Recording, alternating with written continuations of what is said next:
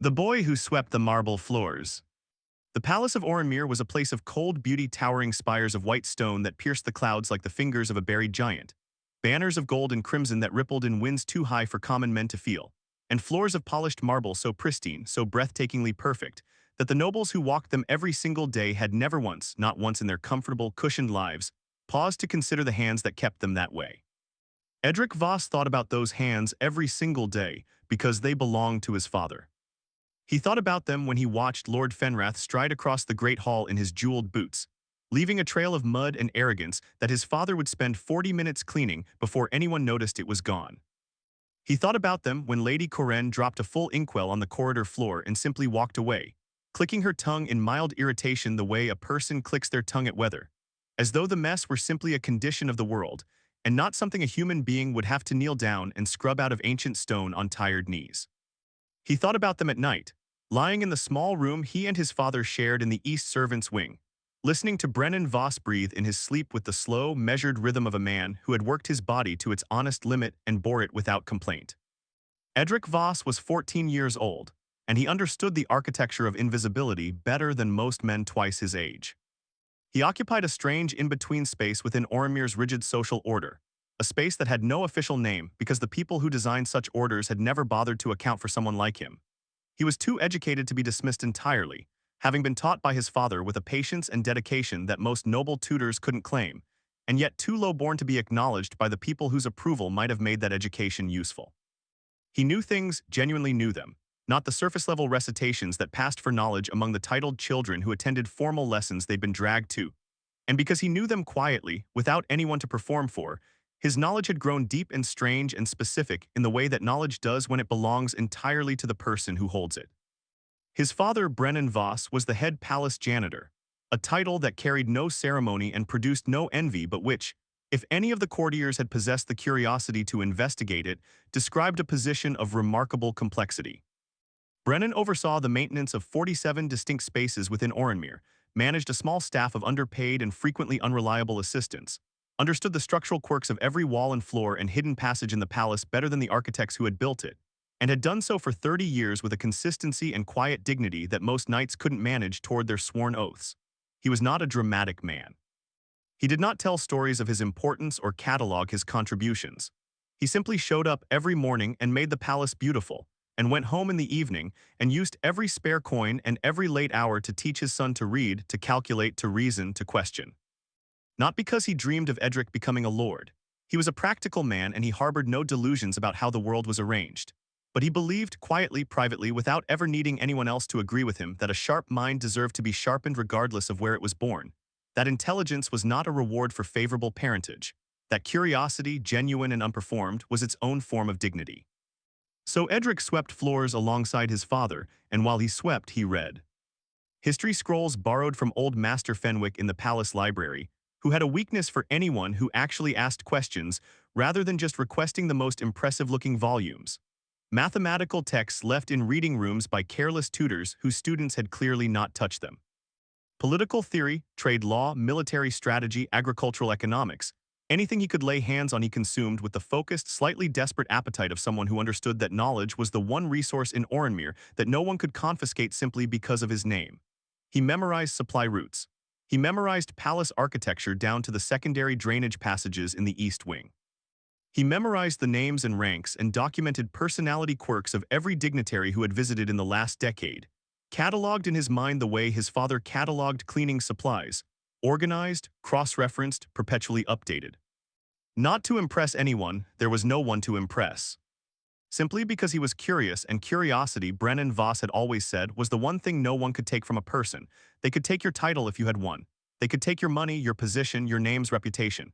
They could refuse to see you when you were standing directly in front of them, but they could not reach inside your skull and remove what you'd put there. That was yours. That would always be yours. The noble's children ignored him naturally.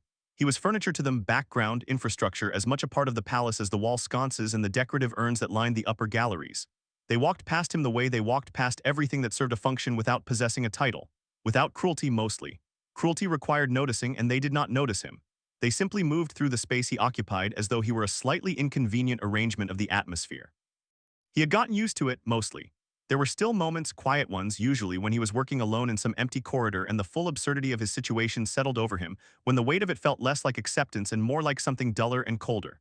But he had his father and he had his books, and he had the strange private richness of a mind that had been given room to grow in its own direction. He held those things close on the cold days. What he had not gotten used to, what he had not had the chance to get used to, because it was entirely new, was the Dragon King's heir. Prince Kazith arrived on a gray morning in early autumn, when the leaves on the palace gardens were just beginning to consider the possibility of dying beautifully. He came with a small delegation from the Dragon Citadel of the Northern Reaches, that ancient half-mythic fortress that most people in Oranmere knew only from trade records and the occasional alarming diplomatic communique, as part of an arrangement that the human courtiers didn't entirely understand and were far too anxious to admit they didn't understand. Something about alliance reinforcement. Something about the next generation of leadership on both sides learning to coexist before they were required to rule in proximity.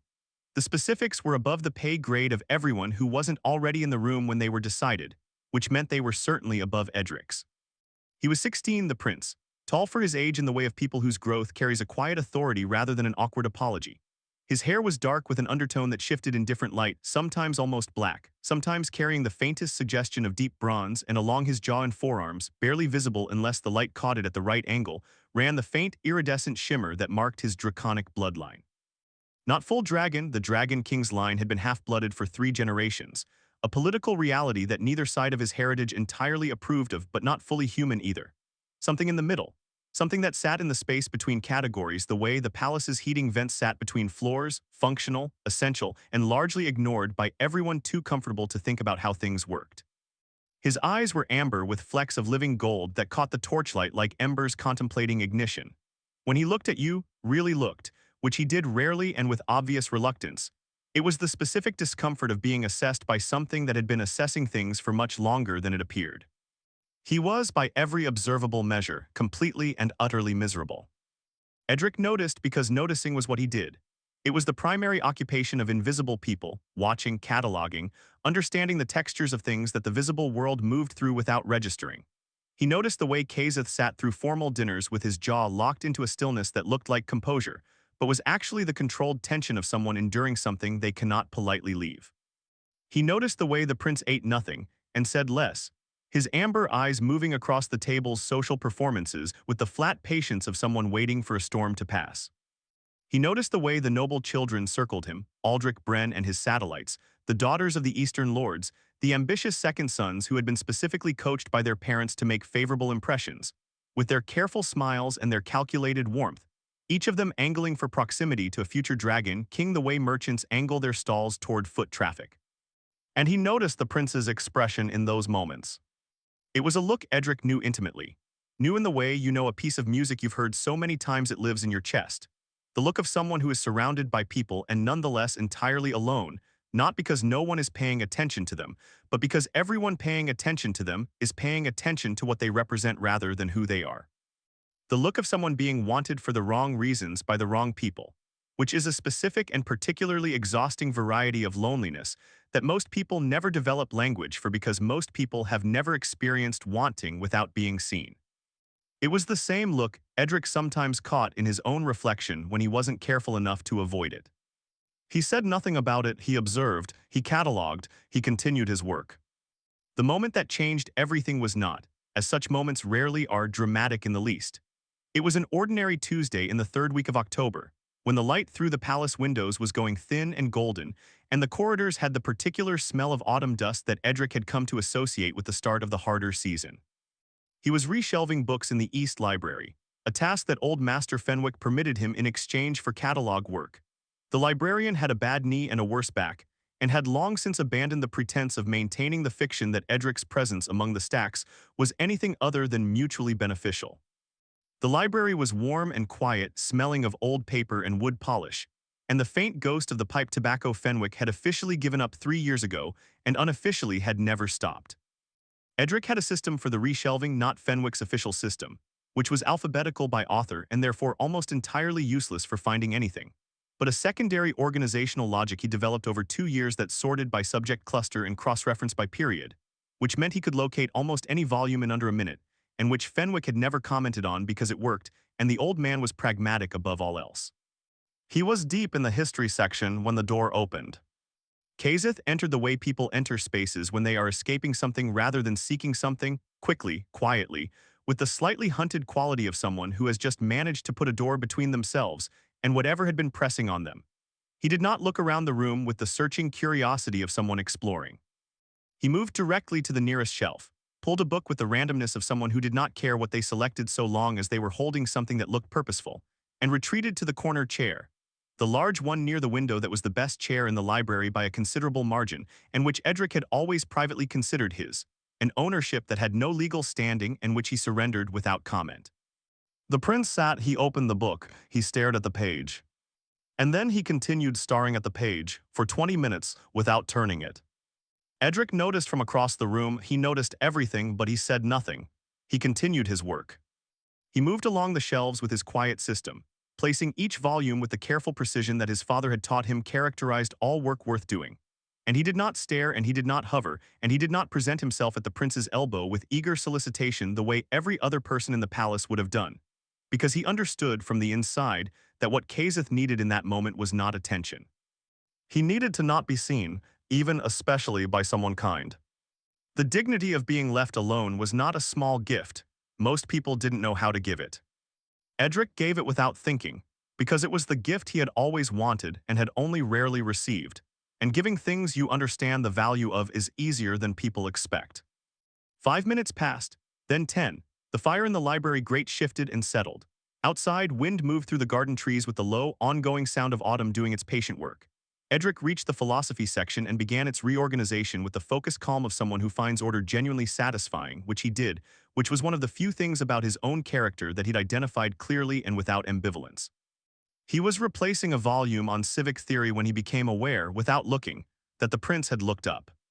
He felt the quality of attention in the room change, the particular shift in atmosphere that occurs when someone who has been studiously ignoring you decides to examine you instead. It was a sensation Edric had developed fine sensitivity to, from years of being watched by people deciding how to classify him and what, if anything, to do with that classification. He did not turn around. He finished placing the book with precision, smoothed the spine lightly with one finger in the habitual gesture that drove Fenwick to exasperated tenderness, and then, without looking at the corner chair, he spoke. "If you're going to fake read," Edric said, in the tone he used for observations rather than provocations, the tone that stated facts the way a carpenter states measurements, without judgment and without softening, at least hold it right side up. "You've had it upside down for the last quarter hour." The silence that followed was long and contained, in its compressed stillness, the particular weight of a moment that has not yet decided what it is. It could have gone several ways. Edric was aware of each of them. He had measured the risk, which was considerable, against the alternative, which was the depressing spectacle of pretending not to notice something obvious in order to maintain a comfort that only one of them was actually comfortable in. He had decided, in the 3 seconds between recognizing the situation and opening his mouth, that the risk was worth it. He was not wrong. The silence stretched another moment, and then, quietly from the corner chair, from the direction of the large window and the dying October light and the upside-down book on civic theory, there came a sound. It was small, it was brief. It started as something that might have been attempting to be a cough and abandoned that pretense almost immediately. Prince Kazith of the Dragon's Citadel laughed. Not loudly, not with the performed ease of someone laughing for an audience, but genuinely from somewhere below the careful composure he wore the way most people wore their formal clothes, constantly, slightly uncomfortably, out of a habit so ingrained it had stopped feeling like a choice. It was the laugh of someone taken completely off guard by something they hadn't known they needed, surprised out of themselves by the specific relief of being seen clearly and without agenda by someone who clearly wanted nothing from the seeing. Edric finally turned around. The prince was looking at him with those emberlit eyes, the suspicion that had been in them earlier not gone but rearranged, relocated from the front to somewhere more interior, still present but no longer occupying the commanding position. In its place was something more uncertain and therefore, in its uncertainty, more honest. "You're the janitor's son," Kazith said. It was not an insult. It was identification, the careful nodding of a coordinate in a map he was trying to build. "I am," Edric confirmed, with the even simplicity of someone who had decided long ago that the facts of his situation were facts and not verdicts. "And you're holding Marin's treatise on the philosophical foundations of civil society upside down, which I'll point out is a moderately ironic way to engage with a text about the right ordering of things. Another beat of silence, shorter this time. Does Marin's treatise have anything useful in it? Kazeth asked, and the question was so ordinary, so stripped of ceremony, asked in the genuine voice of someone who simply wanted to know, that Edric felt something ease in his own chest that he hadn't consciously known was tight. 3 genuinely good chapters and 200 pages of a man congratulating himself for having written them, Edric answered. I can tell you which 3. The prince turned the book right side up. All right, he said. It was not by any formal measure the beginning of anything that the court would have recognized as significant. No proclamations were made, no arrangements were formalized. No one in the palace's sprawling hierarchy of power and ambition noticed that a conversation had occurred in the East Library between the Dragon King's heir and the head janitor's son that would, in its quiet and accumulated way, prove more consequential than any of the formal negotiations happening in rooms 10 times more important. But something had shifted in the architecture of the afternoon. And Edric Voss, walking home later through the emptying corridors with a stack of books under his arm and the smell of autumn dust around him and the particular feeling in his chest of a door that had opened in an unexpected wall, thought about his father's hands, about the way they moved without calling attention to themselves, steadily and with purpose, keeping beautiful things beautiful for people who would never think to say thank you. He thought that there was perhaps something in that he hadn't fully understood yet. He thought he might be starting to.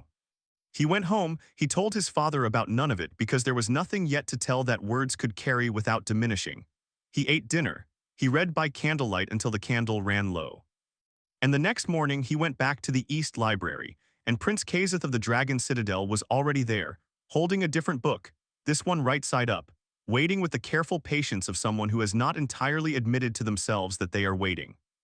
Edric set down his catalog bag, picked up where he'd left off in the philosophy section, and said, the second chapter of Marin is the best one. It's about why rulers who refuse to learn from people below them eventually stop being rulers. There was a pause as Kazeth absorbed this. Is that a general observation, the prince asked slowly, or a specific one? Master Fenwick would say all good philosophy is both, Edric replied. Outside, the autumn light moved across the marble floors of Orenmere, gold and indifferent and older than either of them, illuminating without preference the grand and the ordinary alike. The sweeping staircases and the cleaning carts, the gilded portraits and the worn broom handles, touching everything with the same quiet democracy that the people who walked those floors had never managed to practice among themselves. Inside the East Library, a prince and a janitor's son read companionably in the warm and paper-smelling quiet, and neither of them thought about what it meant yet, and both of them already knew. He was only the palace janitor's son until he became the Dragon King's heir's only friend. The weight of 2 worlds. The friendship, if it could be called that at first, which neither of them would have, because nomming a thing too early has a way of making it self-conscious and fragile, developed in stolen increments, the way most real things develop when the world around them has not left any official space for them to exist. It began with books and arguments and the particular silence of 2 people who have discovered, with the careful disbelief of those who have long stopped expecting it, that the other person is actually worth listening to. Kazeth started returning to the East Library. Not every day there were appearances required of him, formal dinners and diplomatic sessions and the endless choreography of his position that followed him from the Citadel to Orenmere and showed no signs of granting him a holiday, but with a regularity that became within 2 weeks a pattern and within 4 something closer to a rhythm, something that had the quality of choice rather than accident. He would arrive in the early afternoon when the formal obligations of the morning had exhausted themselves, sometimes with scrolls under his arm, sometimes with nothing but the expression of a person who has been performing steadily for 6 hours and requires a room in which to stop. Edric kept coming to catalog, because cataloging was his legitimate reason for being there, and he was not so foolish as to discard a legitimate reason once he had one. He organized Fenwick's shelves with the same careful system he'd been developing for 2 years, and he did not rearrange his schedule for the prince's visits, and he did not perform attentiveness or eagerness or any of the other social signals that the noble children deployed around Kazeth like bait around a trap. He simply continued to be present in the way that he had always been present in Orenmere, steadily, quietly, without demanding acknowledgement, and let the space between them develop at whatever pace it chose. They developed an unspoken agreement, the terms of which were never discussed because discussing them would have required acknowledging that an agreement was being made, and acknowledging that would have required acknowledging the thing the agreement was in service of, and neither of them was quite ready to do that yet. The terms understood without words were simple. Neither would demand anything of the other. No politics, no performance, no pretending, no angling for position or favor or information. No treating the time between them as a transaction to be optimized. The East Library, in whatever hours they shared it, would be a space where neither of them had to be the thing the outside world insisted they were. Not the janitor's invisible son, not the diplomatically inconvenient dragon heir, but simply two people in the same room thinking, which was, it turned out, a remarkably rare and valuable thing to be allowed to do in company. Kazeth, Edric discovered, in the slow, building way that you discover things about people whose layers reveal themselves at their own pace rather than all at once, was extraordinary at mathematics. Not competent, not well-trained.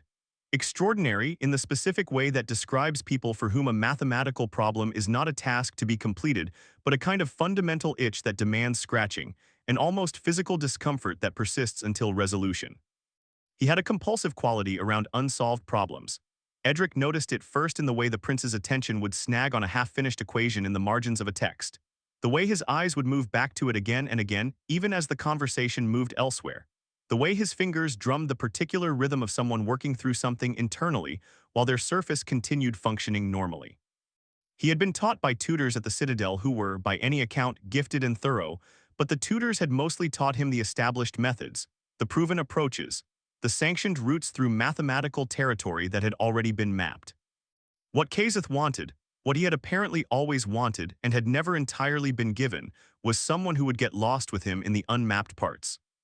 Edric, who had taught himself calculus from a water-damaged text he discovered wedged behind a radiator pipe in the East Servants' corridor during a routine maintenance inspection, who had learned differential equations from a partial manuscript that was missing its first and last 30 pages, and had therefore been forced to reconstruct the missing reasoning himself, who had spent years developing mathematical intuition not through systematic instruction, but through the particular crooked path of self-teaching that leaves you with unusual gaps and unusual strengths in roughly equal measure. Edric found in the Dragon Prince the first peer he had ever had. Someone who could keep up, someone who could push back, someone who could look at an approach Edric had spent 3 days constructing and find the flaw in it within 20 minutes and not present the finding as a victory, but as a problem they now needed to solve together. Someone who made him work for every answer and who expected, without drama or ceremony, to be made to work in return. They argued about geometric proofs with the focused, slightly ferocious intensity that other boys their age reserved for physical contests. The kind of argument that isn't unkind but is entirely uncompromising, where neither participant is willing to concede a point they believe they can still defend, and both are simultaneously hoping the other will find the counterargument they haven't thought of yet because that's more interesting than winning. They mapped theoretical supply routes for hypothetical siege scenarios, which had started as an exercise from a military history text Edric had borrowed and evolved into an ongoing, increasingly complex strategic problem that they returned to across multiple sessions, adding variables and complications with the collaborative enthusiasm of people building something for the pleasure of the building. They debated the governance philosophies of 3 different empires using primary sources that Kazeth had access to through the Citadel's archives and secondary analyses that Edric had extracted from Fenwick's collection, arguing across texts the way musicians argue across instruments, each making the case of their source material, neither entirely separate from their own perspective, both changed by the exchange.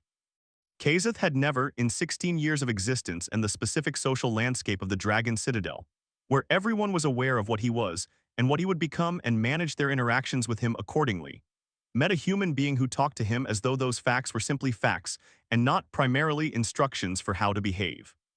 Edric had never met anyone who talked to him like an equal at all. This was the foundation of something. Neither of them named it. Both of them felt it, the way you feel a structural change in a building you know well, not a dramatic event, just a new solidity in the air, a new certainty underfoot. The noble children noticed, of course. They noticed the way attentive people notice threats, which is to say immediately and with complete attention to the implications. In the beginning, when Kazeth had first started disappearing to the East Library with some regularity, they had assumed it was a temporary diversion. The prince was bored, seeking novelty, amused by the incongruity of the janitor's bookish son the way a person might be amused by an unexpectedly clever street performer. It would pass. These things passed. The prince would return to the appropriate social hierarchy and resume the process of being cultivated by people who deserved to cultivate him. But Kazeth did not return. He continued, with a deliberateness that became increasingly difficult to mistake for anything other than preference, to seek out Edric's company over theirs. He declined invitations to the afternoon social events that the noble children organized specifically to create opportunities for proximity. He was perfectly courteous in formal settings and entirely absent in the informal ones they'd carefully constructed. And when he was seen, in the corridors or the gardens or the library's open doorway, talking to the janitor's son with the focused, engaged quality of someone who is genuinely interested in what the other person is saying, the laughter that had initially greeted this development curdled, as laughter tends to when it discovers it is not as powerful as it thought, into something considerably less pleasant. Lord Aldrich Bren was the one who decided to address it directly, because Aldrich had never developed the ability to allow a situation to exist without attempting to control it, a quality that his father had spent years presenting as leadership potential, and which was, more accurately, a constitutional inability to tolerate anything he hadn't engineered. He found Edric alone in the corridor outside the West Banquet Hall on a gray Wednesday afternoon, which was not an accident. Aldrich did not do accidents. He did calculated approaches presented as accidents, and he had timed this encounter with the care of someone laying a foundation rather than having a conversation. He was 16, Aldrich, and already fully formed in the shape he would occupy for the rest of his life, tall in the way of men who use height as punctuation, dressed with the precise expensiveness that announces its own cost at 10 paces, wearing the expression of someone who has never seriously considered the possibility that he might be wrong about something important. He was not technically cruel. He was something more socially efficient than cruel. He was dismissive, which covers more ground with less effort and is considerably harder to object to. "He's using you," Aldrich said with the pleasant, settled tone of a man delivering a diagnosis to someone too unsophisticated to have made it themselves. Not aggressive. Worse than aggressive, helpful, charitable. You understand that, don't you? You're a curiosity to him, a novelty, something to occupy the time while he's stuck here doing things he'd rather not do. He paused, tilting his head in the gentle manner of someone giving a person time to absorb a difficult truth. You're a pet, essentially. The moment you bore him, and you will bore him, they always do, you'll go back to being what you are. Best not to forget that in the meantime. He said it so cleanly, so without malice, which was the most infuriating part. There was no anger in it to push against, no nastiness that could be named and confronted. Just the smooth, practiced delivery of a boy who had learned from a very young age that the most effective way to diminish someone was to seem to be doing them a favor while you did it. Edric looked at him. He was quiet for a moment, not because he was searching for a response, but because he was deciding which response was worth giving. He considered and discarded several, the ones that would be satisfying in the short term but would give Aldrich the conflict he was apparently hoping to generate, the ones that would be technically correct but beside the actual point, the ones that would require explaining something to a person who had demonstrably decided not to understand it. He settled on the truth, delivered in the same calm, even register that he used for mathematical observations. "I'm a person who knows the difference," Edric said, "between someone who values my company and someone who values what my company might get them." He let that sit for precisely the right number of seconds. "Do you know that difference, my lord?" He did not say it with heat. He did not need to. The question asked itself and answered itself simultaneously, and both of them knew it. Aldrich's face did what faces do when they have been addressed by a truth they cannot refute and have not prepared a response to. It went briefly very still. Then it darkened, not with anger exactly, but with the specific expression of someone who has attempted a maneuver and found it returned, and who does not enjoy the experience. He said nothing. He walked away with the measured pace of someone who is pretending the exit was always planned. Edric watched him go with the steady eyes of someone who had won the exchange and took no particular pleasure in it, because winning an exchange with Aldrich Bren was not a meaningful victory. It was simply maintenance, the kind of necessary work that had to be done regularly and produced no lasting result because the thing requiring maintenance did not intend to change. He found his father that evening in their small East Wing room, Brennan sitting in the chair by the window with the cleaning cloth he always turned through his hands when he was winding down from the day, a habit so old it had become invisible, the cloth moving through his fingers with the slow, meditative rhythm of something that had long since passed beyond conscious gesture into pure function. Edric sat on the edge of his cot and told him about it with the careful, complete honesty that had always characterized the conversations between them, the ones where neither of them pretended that difficult things were not difficult or that the world was arranged more fairly than it was. He did not perform distress about it because he did not feel distress.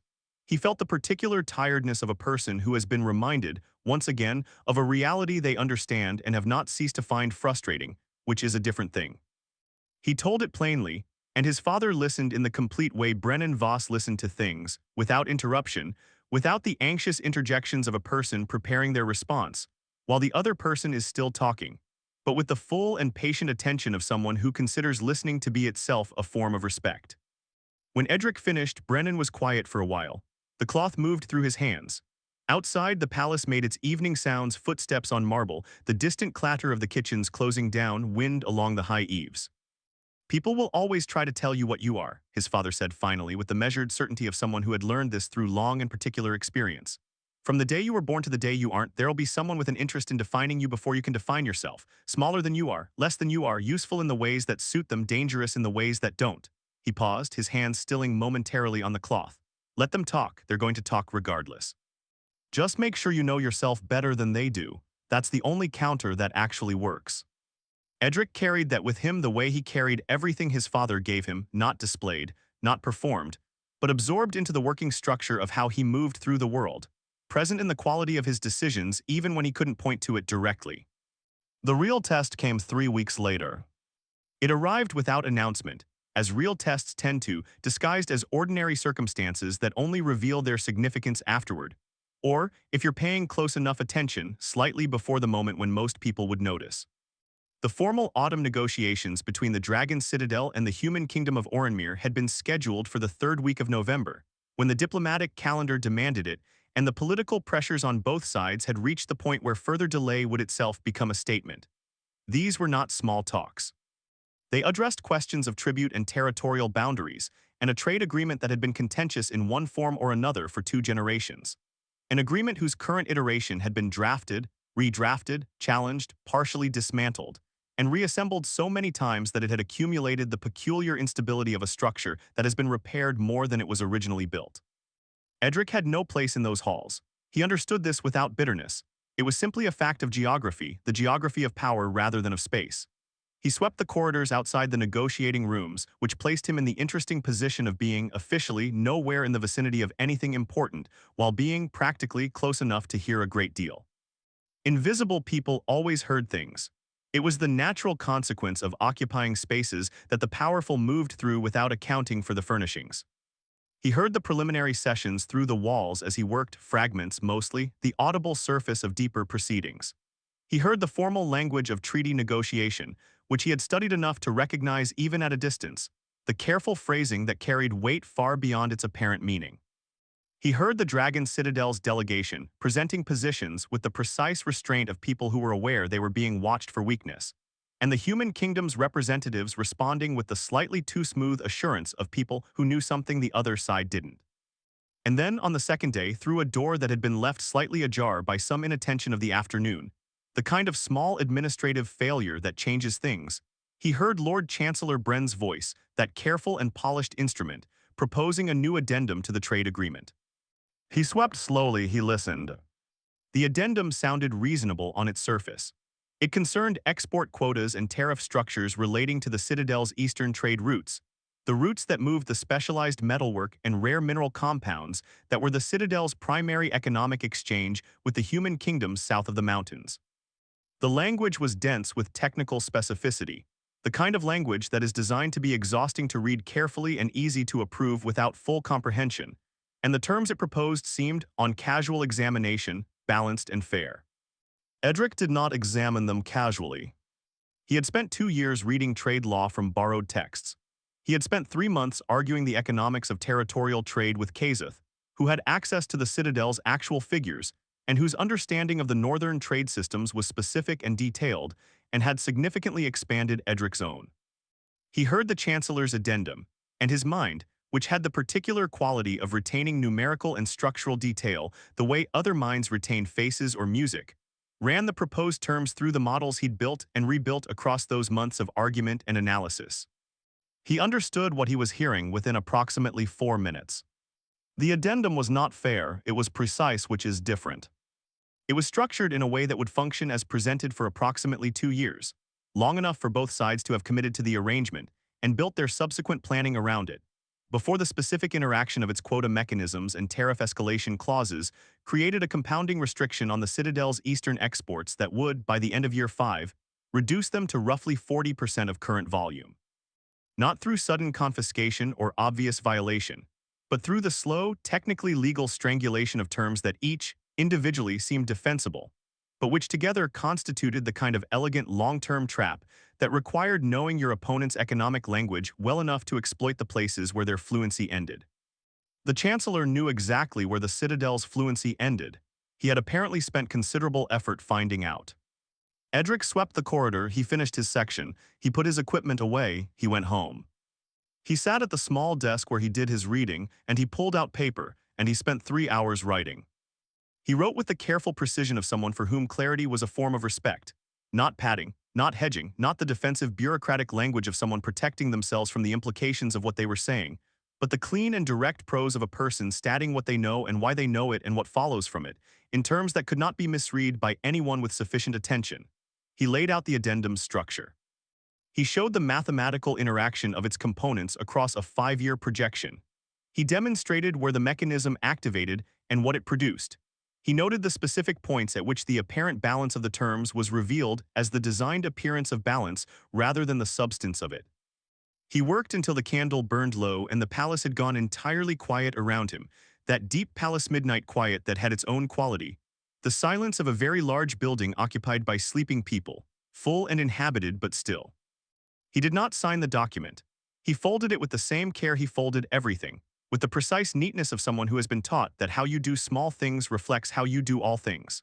He rose before dawn, moved through the empty corridors with the familiarity of someone who has navigated them in low light for years, and slid the folded document under the east library door. He went back to his room, he slept for 2 hours, he got up and went to work. Kazeth found it in the morning. He found it on the floor just inside the door when he arrived at the library in the early afternoon, a folded square of paper that had not been there when Fenwick locked up the previous evening. He recognized Edric's handwriting immediately, because he had been reading Edric's handwriting in marginalia and worked examples, and the occasional fiercely argued note in the margins of shared texts for 2 months, and it had a character as recognizable as a voice. He sat in the corner chair, the good one, the one he had appropriated without discussion and that Edric had conceded without comment, and he read it once through quickly to understand the shape of what it was. Then he read it again, slowly, following the mathematical projections with the full attention of someone who understood the territory being mapped. Then he sat with it for a long time without reading it at all. He understood what Edric had written. He was very good at mathematics and the analysis was clear and the conclusion was not ambiguous. He understood what it meant for the negotiations and for the addendum and for the Chancellor's careful architecture of advantage. But what occupied him in that long stillness more than the content of the document was the weight of the thing itself, not the paper, which was ordinary, but the decision it represented. Edric had no standing. He had no title, no position, no voice that the court would recognize as having the right to speak. If the document were traced to him, if anyone asked how the information had reached the Citadel's delegation and followed the thread back to its origin, he would be exposed as someone who had listened at doors and inserted himself into proceedings that were by every formal measure none of his concern. The potential consequences of that exposure were not trivial, for someone with no protections and no patron and nothing between himself and those consequences but his own wits. Kazeth sat with that understanding for a while, feeling the shape of it, feeling, specifically, the way it reflected something back at him about what the friendship had become, which was something considerably more substantial than a convenient diversion in a foreign palace. He brought the document to his father's delegation that afternoon. He presented the analysis with confidence and without hesitation, in the careful, precise language of someone who has fully internalized the material as his own work, a product of his review of the addendum, informed by his study of the Citadel's trade economics. He gave no attribution. He left no thread. He protected Edric the way Edric had protected him, quietly, without fanfare, without requiring acknowledgement or thanks. The clause was rejected. Lord Chancellor Bren sat through the rejection with the expression of a man watching something he had built with great care and considerable intelligence collapse for reasons he could not entirely account for. The Dragon Citadel's delegation received the rejection with the measured satisfaction of people who have been shown, at the last possible moment, the shape of something they might not otherwise have seen in time.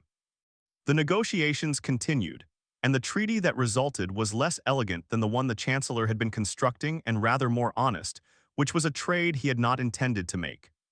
In the room, no one knew why. No one asked the right question. The Chancellor suspected something. He was not, by any measure, a stupid man, but suspicion without evidence is only suspicion, and the thread he needed was not visible from where he stood. Outside, in the corridor, a janitor's son moved through the marble halls with a broom and a quiet face, and the particular satisfaction of a person who has done something that mattered and will not, in the official record of things, receive any credit for having done it. He thought about his father's hands, steady and purposeful and uncelebrated. He thought that perhaps he was beginning to understand. He was only the palace janitor's son until he became the Dragon King's heir's only friend. What a dragon prince remembers. 6 months is not a long time in the life of a palace. Orenmere had stood for 4 centuries, had weathered successions and scandals, and the slow, patient rearrangements of power that constitute most of what history eventually calls significant. Its marble floors had been walked by kings who were now portraits, by generals who were now statues, by diplomats whose carefully negotiated agreements had been renegotiated and renegotiated again, until the original terms existed only as footnotes in the kind of historical texts that only people like Edric read voluntarily. 6 months was a season and a half, a rounding error in the palace's long accounting of itself. And yet, 6 months had changed the specific gravity of the East Library, which now had a second regular occupant whose presence had reorganized the space the way the presence of any significant person reorganizes the spaces they inhabit subtly, without anyone deciding it, until the room itself seemed to have been designed for 2 rather than 1.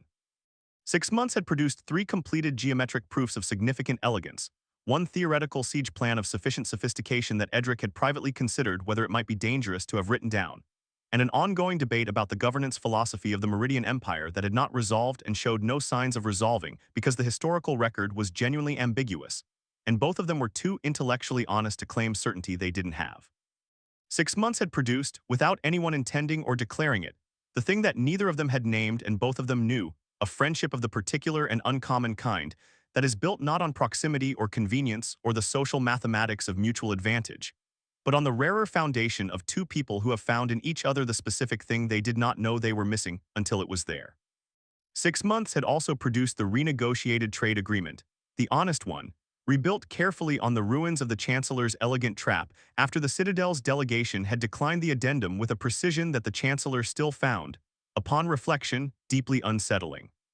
And 6 months had apparently produced, through mechanisms of dragon custom and diplomatic protocol that Edric had not been informed of in advance, the arrival of the Dragon King himself. King Vorith came to Orenmere on a morning in late April when the light was that particular quality of spring that makes everything look slightly more significant than usual, the kind of light that illuminates without mercy, that shows both the beauty of things and the cracks in them with equal clarity and no preference between the two. He arrived with a delegation considerably larger than his sons had been, and with the particular atmospheric quality of a very powerful person who is aware of their power not as a performance but as a simple fact of existence, the way a mountain is aware of its height, not proudly, not ostentatiously, but with the settled certainty of something that has been what it is for long enough to have stopped thinking about it.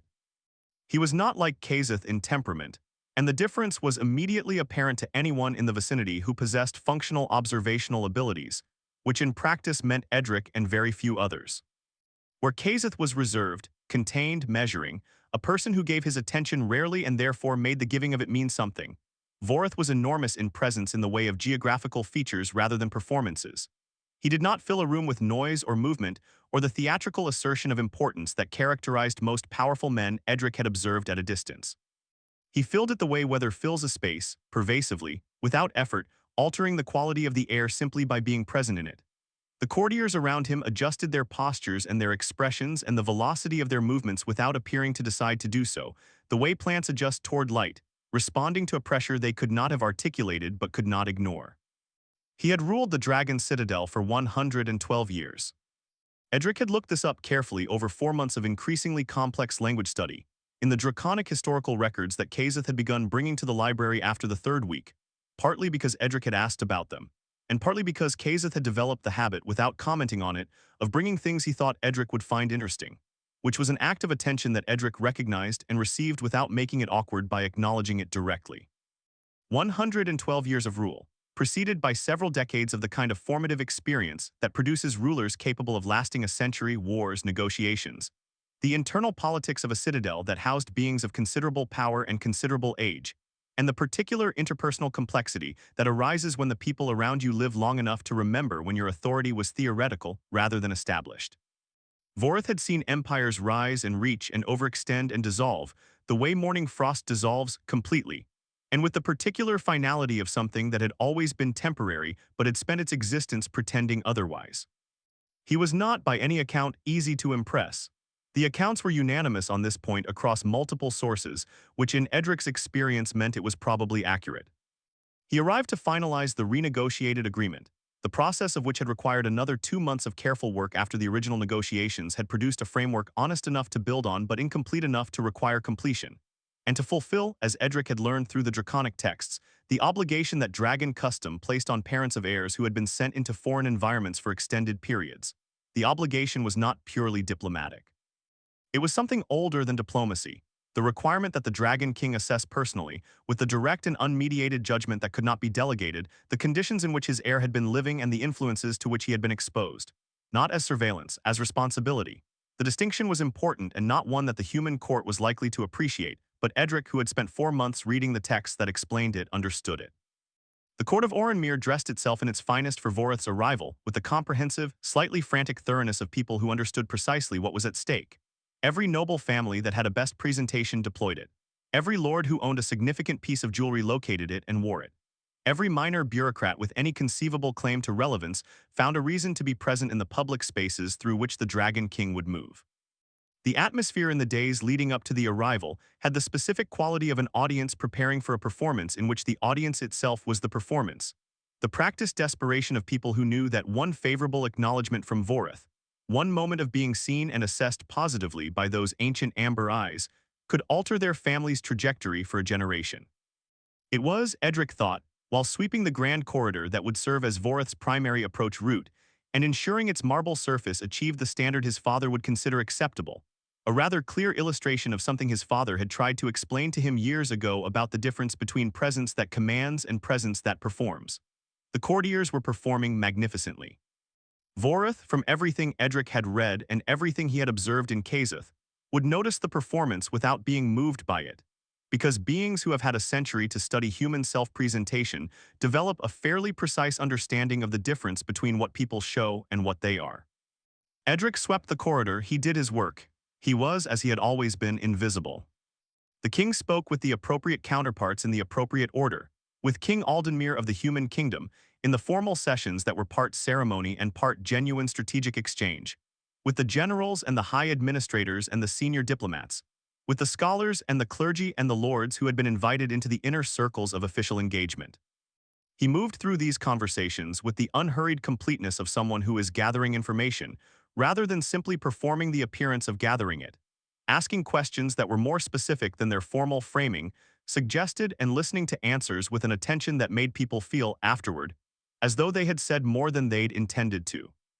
Kazeth accompanied his father through these engagements with the careful composure of a prince who had spent 6 months learning something that the court had not realized he was learning, the difference, precise and important, between performance and truth. He had arrived in Orenmere already capable of performing composure, already trained in the management of his presentation in public contexts. What 6 months had added was something different, the ability to be still inside the performance, to be present rather than merely appearing present, to listen the way his father listened with a quality of attention that was not strategic but genuine. He had learned this mostly from a janitor's son in a library who had never performed attention in his life because there had never been an audience to perform it for, and whose genuine quality of listening had therefore developed without the distortions that come from having been watched.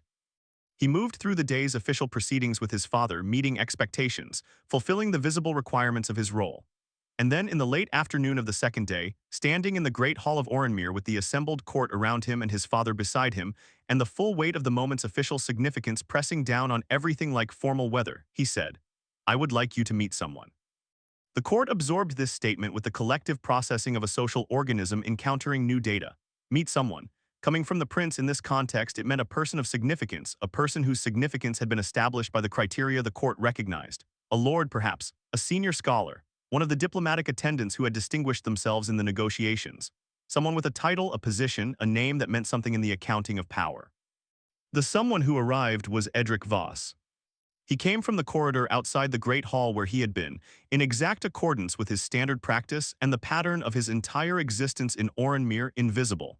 He had been working. This was not a metaphor or a rhetorical detail. He had been specifically and concretely working, engaged in the maintenance of the corridor's marble surface according to the standards his father had established, and which he had inherited along with everything else Brennan Voss had quietly given him, and he had been given approximately 4 minutes of warning that he was required in the Great Hall, which was not enough time to do anything except put down the equipment he was holding and go. He walked into the Great Hall of Orenmere with his father's cleaning cloth tucked in his belt, because he had not had a free hand to do anything else with it. The court looked at him. He was aware of this, aware of the full assembly of noble families and diplomatic delegations, and high officials turning to regard the person the Dragon Prince had summoned, and the particular quality of expression that moved through the assembled faces when they saw who it was. Confusion was in there. Amusement of the uncertain variety that occurs when people aren't sure yet whether something is a joke or a statement. Several people made the specific facial adjustment of those who are deciding how to respond to something before they have understood it, which typically results in a brief, readable blankness. Edric walked to the appropriate distance, stopped and bowed. He bowed the way his father had taught him, which was not the deep, head-down submission that the court expected from people of his station, but the bow of a person who respects the person they are bowing to without requiring their own diminishment to express that respect, shoulders level, spine straight, head inclined at an angle that communicated acknowledgement without apology. It was a bow that said, "I recognize your authority and I am not afraid of it," which was a distinction most of the people in the room had never considered might require expressing. Then he straightened and he met the Dragon King's gaze. It was, he discovered, a more significant experience than he had prepared for. He had spent 4 months learning to read Draconic, which meant he had spent 4 months immersed in the texts that Kazeth brought him, histories, philosophical treatises, the formal records of the Citadel's governance, and the occasional personal correspondence that Kazeth had included without commenting on, which Edric had recognized as a form of trust and had handled accordingly.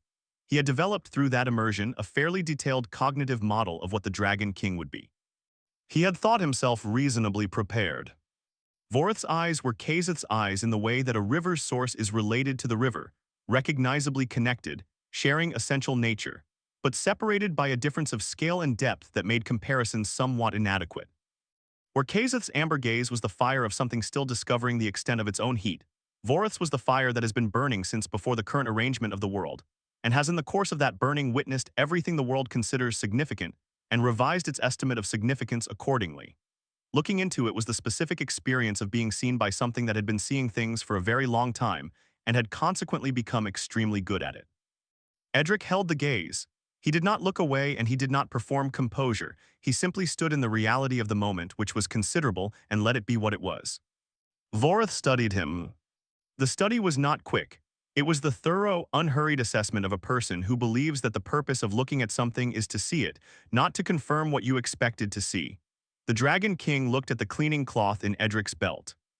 He looked at Edric's hands, which were the hands of someone who had worked with them, calloused in the specific places that cleaning work produces and ink-stained at the fingers in the specific pattern that reading work produces, both sets of marks present and neither apologizing for the other. He looked at Edric's face, which was doing the thing it always did when Edric was paying full attention to something, going very still and very present, all the processing directed inward, nothing wasted on appearance. He studied him for long enough that the court began, collectively, to hold its breath. Then Vorth turned to his son and spoke in the old Draconic tongue, the formal register, the one reserved for significant statements, the one that Edric had spent the most difficult portion of his 4 months studying, because it was archaic even by the standards of the language's current speakers, and the grammatical structures were genuinely humbling. "This is the one," Vorth said in the old tongue. It was a question and not a question simultaneously, the form of inquiry used in Draconic formal speech when the speaker already has a sense of the answer and is offering the person addressed the opportunity to confirm it. The hall was silent. Vorth had spoken in a language no one in the room was expected to understand. It was therefore a private exchange conducted in public, the kind of thing powerful people do when they wish to communicate something that the people around them do not need to hear, confident in the privacy that language difference provides. Edric did not make the decision to respond. The response simply occurred, rising through 4 months of vocabulary and grammar and text, and the particular intimacy of learning a language not because you are required to, but because you want to understand something, and finding that the language has become, in the learning, a kind of home. "I am your majesty," he said in the old Draconic tongue, with the grammar slightly imperfect in 2 places but the meaning entirely clear, the accent foreign but the construction demonstrably functional, the words chosen with care from the formal register that the question deserved. He paused and then, because he was himself and could not entirely suppress it even in this moment. Though I should mention the attribution of the one, sets a rather high bar I'd prefer not to be measured against without warning. The silence that followed was of a quality that Edric had not previously experienced and suspected he might not experience again. The silence of a room full of people simultaneously encountering something that has exceeded the parameters of their expectations so thoroughly that their social processing has momentarily stalled, like a mechanism that has been given an input it was not designed to handle. Edric was peripherally aware in the middle of this silence of Kazeth. He was aware of the prince raising one hand to his mouth, slowly, with the deliberateness of someone attempting to contain something that had its own intention of escaping. He was aware of Kazeth's shoulders, those carefully composed, formally correct shoulders that had held their practiced stillness through 6 months of official appearances and diplomatic sessions, and the endless performance of princely function, beginning with a quality of movement that was entirely different from anything that had preceded it to shake. King Vorith looked at Edric for another long moment, a moment in which the ancient amber eyes completed some final assessment, some last triangulation of evidence against conclusion, and then he turned to the assembled court of Orenmere. He spoke in the common tongue, clearly and without raising his voice, in the way of people who have never needed to raise their voices because the world arranges itself to listen to them. He spoke to the lords and ladies and diplomats and officials and the noble children and Lord Aldrich Bren and everyone who had spent 6 months finding various ways to indicate that the friendship between a dragon prince and a janitor's son was at best a peculiarity and at worst an embarrassment. A person, Vorith said, who learns your language unprompted because they wish to understand something rather than because someone requires it of them. He did not gesture toward Edric. He did not need to. Every eye in the room was already there. A person who protects your interests before you think to ask for protection and who does so without seeking credit or compensation. A person who speaks with honesty to a king, a slight pause, infinitesimal waited, without being either servile or foolish, which is rarer than it should be. He allowed the words to rest in the air for a moment, undisturbed, settling into the room's understanding like sediment settling in still water. My son chose well. The court did not respond. There was genuinely no social script available for this, no established protocol for the moment when the Dragon King addresses the assembly to commend the janitor's son, no precedent that anyone in the room could locate in their memory of how these occasions were supposed to proceed. They stood in their finest clothes with their practiced presentations and their carefully managed expressions, and they had, most of them, nothing useful to do with their faces. Vorith turned to Edric directly. "What do you want?" he asked, in the simple and complete way of someone who intends to be taken at his word and does not feel the need to surround the offer with qualifications. "Name it. Within reason and within honor, I am inclined to grant it." The breath the court collectively drew was almost audible. Title, they thought, with the unified certainty of people who have spent their lives in the economy of status.